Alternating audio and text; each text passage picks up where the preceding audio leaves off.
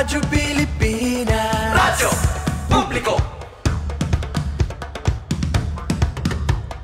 Radyo Pilipinas, radyo publiko.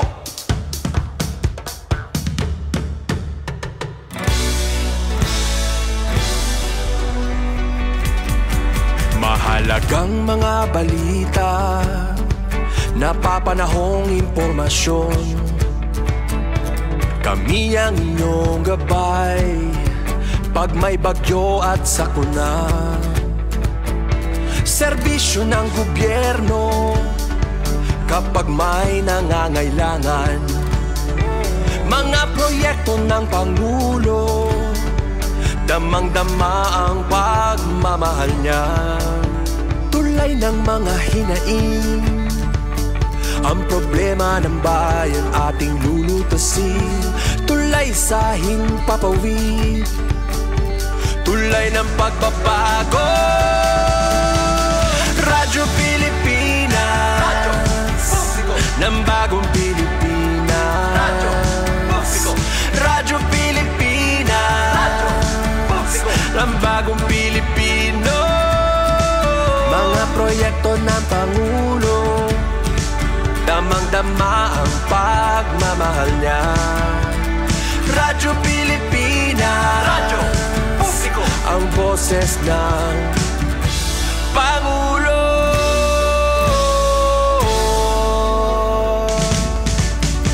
Karamay niyo kami, kahit malayo man kami nakakarating. OFW magsasaka, buhay ay iba't iba, san mang lugar ng bansa natin. Tulay ng mga hinaing, ang problema ng bayan ating lulutasin. Tulay sa himpapawid, tulay ng pagbabago. Radyo Pilipinas, radyo publiko ng bagong Pilipinas. Radyo publiko, Radyo Pilipinas, radyo publiko ng bagong Pilipino. Mga proyekto ng Pangulo, damang-dama ang pagmamahal niya. Radyo Pilipinas, radyo publiko, ang boses ng Pangulo. Radyo publiko, Radyo Pilipinas, radyo publiko, Radyo Pilipinas.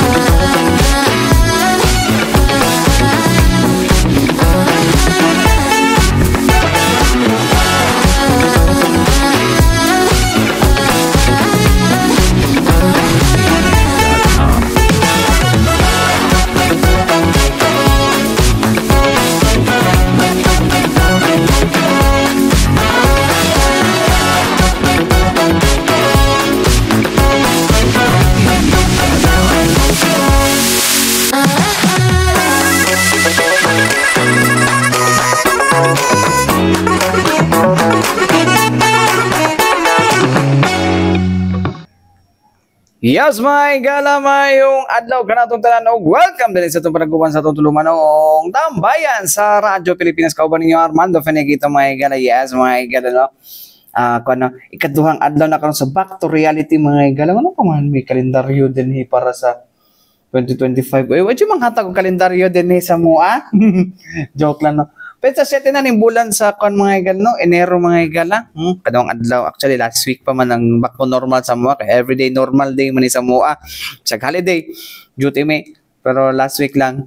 Okay, daghan man tayo ng gipang, daghan man ng gipang igo og sakit din, trangkaso, mga kaagri, kagahapon ganino. Karon gani kay at least kay nakakuan ako,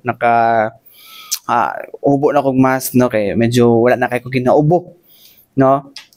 Salamat sa katong honey nga gihatag sa kuha, effective, Pero gihapon lisod gyud ginhawa mga igala. Anyways mga igala karong adlaw no kagahapon na printa na ang kining kuan no ang nagsugod na dili na printa na nagsugod na ang printing sa ato ang mga balota for the May 12 national and local elections mga igala.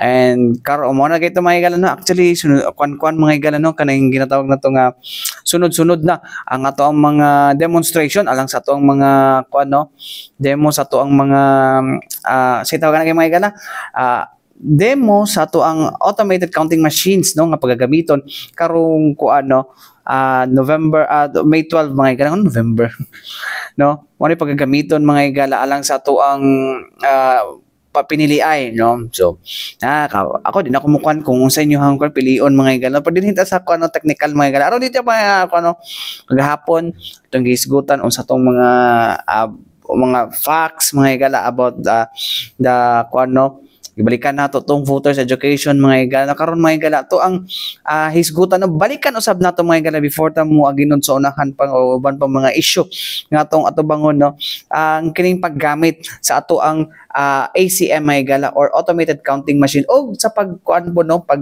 shade sa atong mga balota mga igala no so anyways mga igala dinata maglangan no atong balikan ang nahimo nga demonstration no alang sa mga sakop sa media mga igala ug amo po tong gipang kuan no isa-isa na mo pangutana kay Attorney Gay Innumerables mga igala no ang mga dapat buhaton no karong sa pagboto especially sa paggamit sa ACM mga igala. Anyways mga igala atong paminaw no si Attorney Gay Innumerables ang Assistant Regional Election Director sa COMELEC Region 11. Paminaw na to. Machine. So, eto na yung makina natin. These are the salient features. 14-inch adjustable touchscreen and privacy screen. Before, touchscreen lang, dili siya nakaangat, 'di ba? Katong nagboto before, wala siya nakaangat, 'di ba? Ana lang siya, ana lang siya. And dili siya 14-inch, karon dako na ang screen, makita na tanan kung kinsa iyang giboto. Kaya naa siya'y kanang privacy screen para no cheating daw. Ayan, may privacy screen na siya. And then, battery life ng battery natin, lithium battery. Pakita ang battery S. Lithium battery. Unlike in the previous na makina nato, battery sa motor. Unya, di na mauli. Kay mahal man dahil ng battery sa motor. I-declare na lang nga gisulod sa ballot box. Pero karon lithium battery. Kuha o balik sa provider, sa logistics provider. Dili pwede dalaon. Kasi di na magamit. Para lang yun na, intended lang yun na para sa ACM. Auto-align. Auto-align talaga siya kay gamay raman ang buho. Gamay raman ang buslot. No. Pag sulod ni mo ana, walay chance na maghiwi-hiwi. Mudritso ra gyud na siya pag sulod sa inyong balota. Faster scanning speed. Faster gyud siya. Actually, na-try na namo. Unlike before, dugay. Automatic receipt cutting. Ang mga teachers namo before, sa mga EBs, na among gipili sa una, mag-andam yun na sila o gunting. Magpapalit ba gani o gunting? Walay provision ang COMELEC para magpalit o gunting. Kaya nga naman, ang atong receiving before, dili siya automatic cutting. Ano automatic cut ba? Magguntingon pa nila, kaya uban pag anaon nila, birahon nila, mahiwi man, madala man ang thermal paper, karon cut na gid siya. Social. Built-in receipt compartment, kani social na gid ni. Kita mo ano sa kilid? That is the built-in receipt compartment. Sa una, ang ato ang makina, ay ato ang ballot box, wala ingon ana. Karon na ana.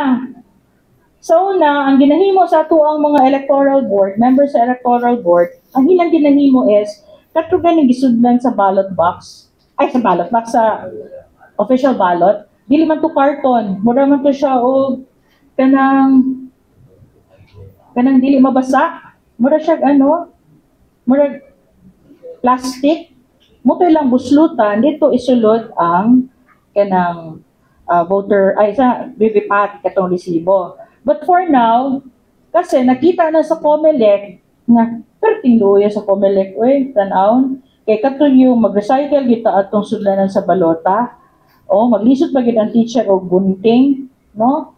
Karon naanatay sudlanan sa resibo, naa sa kilid. Okay? Now, nganong dili pwede isulod ang kanang sudlanan sa resibo dito sa sulod sa balota? Kay later on, we will get all the receipts and we will review one by one. Basahon na siya sa machine through the QR code. And then, of course, may accessibility features. Now, ito yung components. Before, I-button. Nakakita ba mo itong I-button before? Na hit or miss? No? Ngayon, ana ni mo, hey, di man ni mo. Kanang murag, ningin siya. Na inigana sa teacher, usahay mo gana, usahay dili. Kaya mamali ganin mo o plus tag, di gid siya mabasa. Now, it's different. Card na siya. Okay? Tatlong cards intended for the 3 members of the electoral board and 1 card for re-zero. Now, kani, re-zero. May nag-re-zero right after the closing of polls. Karon, di na pwede mahitabo. Ang re-zero is after the final testing and sealing. Nanong naatay re-zero na na kanang pagahimuon, kay test pa man nato ang makina before ta mag-start sa election. Muna mo ginatawag og FPS. Right after the FPS, para walay sulod atong makina mag-re-zero. Now, last elections, na yun nag-re-zero right after na na-count na ang balot, na-transmit na ang balot, nag-re-zero. Agoy nun. Oo. Karon wala na. Pag human sa FPS, wala na. Disabled na siya. Now, ito yung USB main and USB backup. Before, SD cards ang gamit natin. Hit or miss gyapon ng SD cards. Kaya inigtuslok-tuslok ni mo so nalisod kay nakwaon. Oh, nangaguba ang SD card. Kaya lisod kwaon. Karon, we have already USB. Isuksok lang na ni mo siya sa likod sa ACN, which is very, very easy. Unlike tong SD card, nga naman po itong hit or miss man po ito ilang SD card, no katong ilahang, ang saan tawag na? Butangan na sa SD card. Ngayon ikuha ni mo, gubang SD card. Yan. And then the thermal paper, of course, my logo, watermark, Comelec, and then ACM power adapter. ACM peripherals, we have headset, battery, katong ipakita na mo. Transmission devices. Our transmission devices is the same with the previous. Meron tayong USB nga na ay SIM. Ay dongle bang tawag na, Eds? Yes, ma'am. Dongle nga na ay SIM. Ano na siya? That's a transmission device na ginagamit nato. The same in the previous. I do not know, ang ano karon is dito ba ang ilahang gamit, Eds? Dito, pero basin gamiton po ng other tawag ani? SIM cards. Oo, SIM cards. Networks. Now, before, sa katong mga walay signal, ang gamit nato is bigan. Katong bigan, grabe to ka-expensive. Expensive itong bigan. Kaya katong mga dead spots before, magkaroon talaga siya ng signal kaya based dito sa satellite. But now, we are using Starlink. Starlink, ang ato ang mga transmission, kaning canvassing centers, may Starlink. Just in case, nga dili, wala transmission na may tabo sa atong dongle, natay Starlink. Now, of course, we have the marking pens, ballot box, and voters receipt receptacle, and the ACM hard case. Kanang ACM hard case na mo, amo dyan ang ipanghambog. Kaya nga waterproof, mura na niya og mag-travel. Padung Hong Kong. Tanaw ra gud, Eds. Yan. So, ano na siya, kanang murag trolley, buyod-buyod na lang. Dili na, maglisod ang atong teachers o kanang lukdo. Sa una, karton, lukdoon gito. Pag ano ana, pag uli ana, after election, si uli man na sa ano, sa COMELEC, kato maglukdog yun sila og karton, di ba? Pag-submit sa reports, including the ACM, maglukdog yun sila og karton. Karon social na. Model man doon eh. Oh. Ana-ana na lang. I-model si sir. Ana-ana na lang siya, oh. Murag traveler. Oh. So, mo to mga hingala no, mo to unang parte alang sa atong demonstration no sa tuang ACM. Anyways, mga hingala, doon na pa tayo second part no, doon na tayo second part anang kuan na to no, demonstration no sa ACM. I hope mga hingala na ako aning gibalik-balik na it's because 2025 is the midterm election no, so dapat hindi natin bagong mga machines na paggagamiton. So mo na akong ginabalik-balik din no, to emphasize mga hingala no, nga dito mabaguhan no sa maong sa tawagan sa baong bagong ekipo no sa pagboto no karong May 12 no. Anyways, ito pagbalik padayon nato ning hisgutan no, human lang sa mga importante pahinumdum ning ato si Bianan.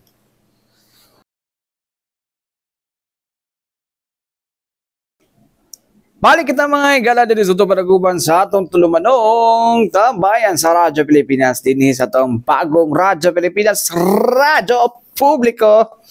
Anyways, no, well, bagong Radyo Pilipinas, yan na, no, di ba? Anyways, mga katambayan, no, kumusta mo diha, no? Anyways, bago ta mo aginod no sa tuang ginahiskutan karong adlaw no. Kisa pa ba nakatan-aw MMFF na karon no. Ang uban extended. Pero well, sama sa kong gingon mo dili kay ko agree ato mga nadawog ato last time mga higala no. Nanay uban nga dili ko agree. Well, it's my personal opinion. No, kay para na ako naging mga nakoy bet po no. Mura ko si Whistle akong ilong na gid ni. Anyways, may gala balik na dito sa tong gisgutan mga gala no. So, karon atong ginahisgutan no kung paunsa nato nga tawag ani unsaon no, unsa ni atong bagong dili siya bago mga gala. Atong bagong ACM mga gala. Actually, parehas raman sa katong VCM last time sa Smartmatic. Karon kaning ACM mo ni siya Korean kuan ni siya mga gala, Korean ni siya mga gala, made in Korea no. So Korean technology ni siya mga gala, and then sa mga tawagan ni sa mga paggamit ato last time mga gala, nindot pugid siya no, nindot ang iyahang mga features pud no, and then mas pas and then mas compact mo ito, ipakita naman to ni Attorney Gay, di ba? So, anyways, mga higala, hindi na ito maglangal, no? Ato nang balikan mga higala, no? Si Attorney Gay Numerables, ang Assistant Regional Election Director, mga higala, sa to ang COMELEC 11, no? Para sa lain pa nga panaghisgot about ACM. Paminaw na to. Okay. Carton nga na ay ibutang na styro inside. Na mabasa. Package na siya. Yeah. Package na siya. Set. And then the balot. Ilan ko balota? Ito na yung balota. Medyo nipis siya. Unlike before, nabaga ni siya, mura ni siya o cardboard. And ang among problema before, pag mabasa ni siya mo expand, hindi na masigo dito sa buho sa amo ang machine. Pero karon, nipis, the same. May mga security features, timing marks, merong QR code. That's one. And look at the kaning circle. Red na siya, no? Red, same, previously. Kaya ang atuang pag magboto ka, we will not use red pen. Kasi pag red yan, hindi yan basahin ng makina. Red. Dapat it has to be black na i-provide sa COMELEC. Now, magsulti mo, ma'am, kung tuldok lang siya, basahon siya. Okay, dako man og tip ang atuang pen. So, basahon talaga siya. Okay?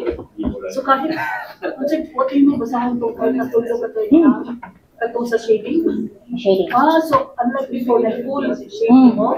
Actually, before, not a threshold. That was, I don't know, I forgot, 25%. Nung 25. Abot lang kung pila to ka percentage na basahon siya. Pero sa 2010, man itong Yeah. So kahit ngayon, kahit Oo. Although kay dako man tag ang tip kasi sa ato ang pen dako. So ma-shade git siya. Na kumaingon mo nga ay mali. I-X ninyo. Wala na yung X na mahitabo kasi all the more nabasahon kay na shade na ang mag-X ka. Maigo man ang lingin. Samat na kung ano, puro ang kamot. Yeah, puro ang kamot, hurot. Basta di lang siya, mo lampas diri sa pikas. Kaya kung mo lampas na siya diri sa pikas, mo sige, shape pud nimo diri sa pikas. Kung kurog yung kamot, pugnig yun. Shoot. Ana. Kung mabasa siya, makiapon sa training. Kani, dili man siya mo blot. Pero dapat, dili kita basa. Kay lisod man mag-insert sa machine kung basa siya. Kay, masira ang makina at the same time, kaninipis. So baka, hindi natin alam ba? Baka So, mag-rample. sensitive siya attorney compare sa dati? No. Tapos before, nami kanang pag mag-cleaning nami tong cleaning sheets, pero trapo lang siya. Kasi scanner siya, isaka lang siya, and then trapuhan lang tong scanner niya, and then that's it. Attorney, for example, itong 2022 na election, ulan man to, and then ang presinto sa kuan, Nabasa? Bato Elementary School Tulo, tapos na nabasa itong mga lota. Ang anak ko ba may tabo kung if ever na may matungon siya dito sa isa ka pa hindi siya yung kuhan, gilahin nga mo yun, natunong yung tulo. Natulong ang tulo sa katong, natunong ang tulo dito sa imuhang butuhan, so mag-isip din siya. Mo ganti. Grabe gito malas po mga kandidato, no? Nalagyan sa iyang pangalan, natunong ang tulo ba? No? No, malas gito siya. Kaya, magupa. Diba? Pero kani, of course, during elections, gini siya, ang ato ang EB is trained enough na ampingan gid ni balota. Kaya kani nga balota ni PIS, when we tried it sa Manila, nadoble na ako ba? Kasi thinking na baga gihapon ang balota. So muna karon during the training, emphasize gid namo na nipis ang balota kasi pag insert sa makina, mayroon ang makina na multiple pages inserted. So kung once na magdoble na siya, syempre, nasulatan na nako ang likod. Ang atubangan, ang likod sa isa ka balota is spoiled na gito. Kaya nasulatan naman, duha man ako ang balota na nagamit. So mo ni siya nga, gid ni siya sa mga EBs nga, nipis ang balota, na tendency nga magdikit. Okay? Kani siya. With all the features. QR code, timing mark, security mark, this one. National Printing Office ang nakalagay. Sa likod, the same. May security mark. Okay.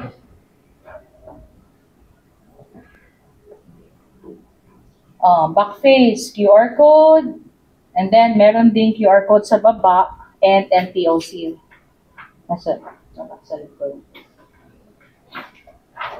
Attorney, mag-ask ko, in regards sa balota, likely 6 years or 2019, marag na yung ubang voters, wala nila ginaputa ang party list, but is it okay lang na dili ibotohan? Yeah. Wala problema. Kung dili nimo shadean because wala kay napili sa ilaha, wala problema. Oo. Wala i-count for that particular position. Wala i-count kasi wala ka may shade. It's just the same as di ba sa party list isa lang. It's just the same with mayor, vice mayor na isa lang. Kung wala kay botohan, wala siya i-count. Okay. Ayan, ACM functions. Two modes of voting. Kani emphasize naman ni. Ang gamit nato is OMR. Ang sige ito OMR? Optical Mark Reader. Nagamitan siya of this one, balota. And DRE, ang other modes of voting. DRE. Kay touchscreen mo na siya, diretso na siya sa screen. But, for the Philippines, the sa atua, we will be using OMR and this ballot para i-scan sa machine, para i-count sa machine ang atuang boto. And vote review. Ito yung very special feature na naakaroon sa atuang makina. Itong vote review. Voter's receipt or voter verified paper audit trail niya on-screen ballot image review. Before, in 2022, nagya po on-screen review. Nagya po VVPAT. But, ang importante right after the close of voting is ma-verify na ninyo, ma-check na daan ang boto sa kada posisyon through pag-scan man ng VVPAT kada usa. And, of course, it should equal to the number of ballots inside. Okay? Voter receipt printing, results generation, and digital signing, results transmission. Now, ang transmission nato is simultaneous sa tanan nga server. Ito ka server, simultaneous ang transmission. Unlike before, dili siya simultaneous. Karon, pag once na mag-transmit, tanan, makadawat sa resulta. And then, reports printing. Ito na yung VVPAT audit review after printing of the election returns.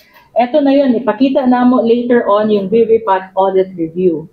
And then, ballot review after closing and, of course, final backup. Ito na yun, Ito yung resibo. Diyan, ipascan natin. And ito, on-screen ballot image. Right after voting, before ma-finalize yung imuhang vote, makita nimo kung tama ba ang imuhang giboto. Ayan, results transmission. 7 ka server. CBOC, MBOC, Central Server, Citizens Arm, dalawang Citizens Arm, dominant majority, dominant minority, and my media server. Sa KBP, I think, ang media server. So, same ang result na ma-transmit.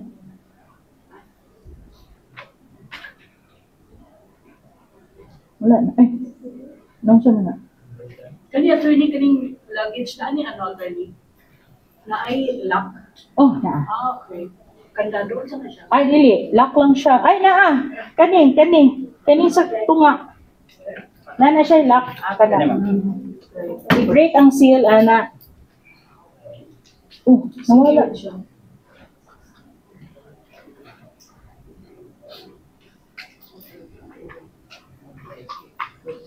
Ayan. Ay, wait. Okay. Ang electoral board names assignment, wala namang good na mo. Dili na naman ipakita ang diagnostics. Dito ang names assignment, tapos mag-check or mag-change sa date. Baka mali ang date na i-provide sa machine. Okay? So diagnostics, wala na namang ipakita din. Voting na lang ta, open voting. Dugay mabuto siya, mag-print pa o daghan kaayo na mga papel ba. And then, the voting process and then close voting. Close voting right after, pakita to na mo itong review sa inyong resibo. And 30 copies pa rin of election returns. First 9 na karon. Like 9, sa una 8. Okay? And then, of course, voting experience.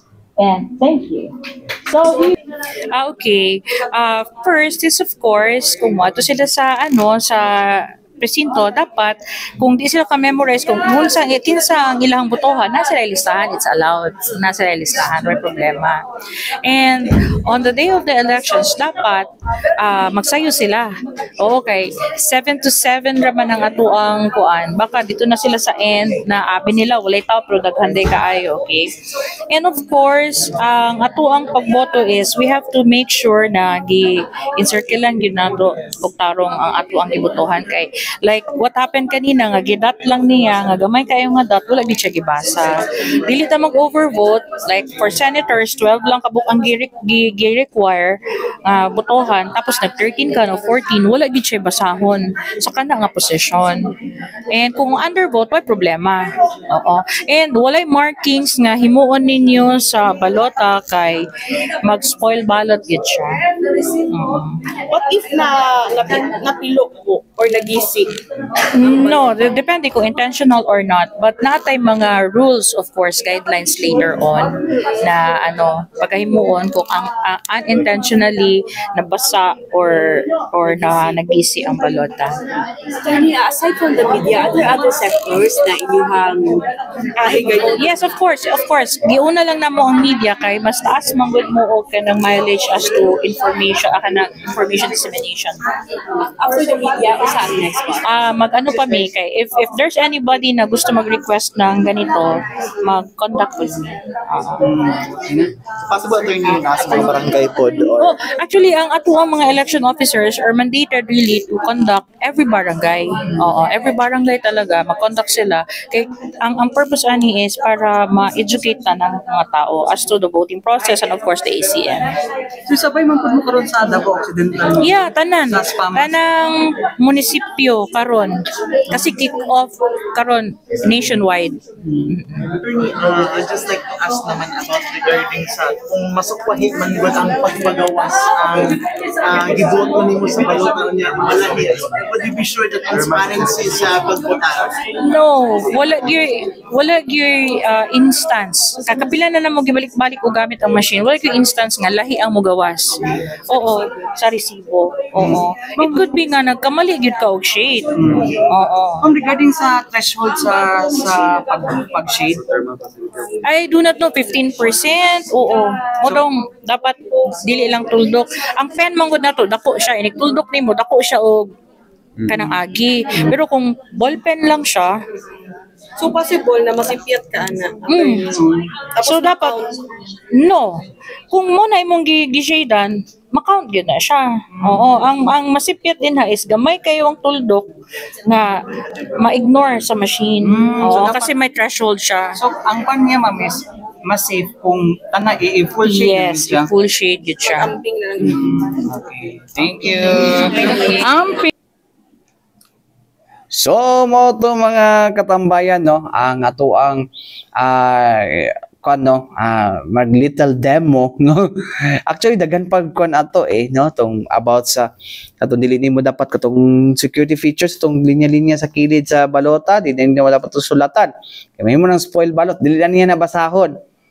No? And then pag mag-shade ka dapat ang threshold is 75% 75 to 80% pero mas nindot kung imo i-full siya no kay para ihapon siya sa balota. Actually siwayan na muna tuldok-tuldok lang ako nagsulay atong tuldok-tuldok lang atong demo mga katambayan and wala gid siya gibasa kulang so nag-undervote ko nga kato pag undervote na ako di siya man wala kay giboto so sayang tong mga kung tayo giboto nimo si lahi tapos giboto nimo kato imong gusto kanila tuldok ra so dili maihap ang boto nimo so imbis mo lang toy kulang unta para mo daw imong manok nakikituldok ra man nimo di maihap di daw ang pikas di ba so i-full na lang gyud no i-shade bilog na kugis itlog sa sex bomb pa.